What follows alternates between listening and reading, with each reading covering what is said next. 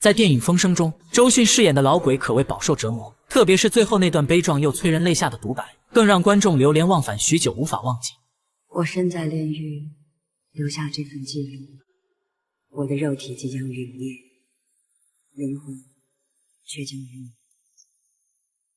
而作为姊妹片听风者，周迅饰演的更加细腻，是一种无声的离别。或许在电影《风声》中，更多的表现方式是在肉体上体现出一种不为惧怕的精神；可在电影《听风者》里，它体现的是种无硝烟的战场，换成只有滴答滴答的电波声，可同样通过每一句台词以及精湛的演技，让观众感受到一种致敬之情。可身为一名精干的情报收集员，周迅扮演的张学宁，他效力于神秘的701部队，该部门在解放初期专门监听敌方电台。而这将是场没有硝烟的战争。可当他准备接受上级老鬼下派任务时，一个陌生的背影却令他产生了迟疑。局长好，200报告。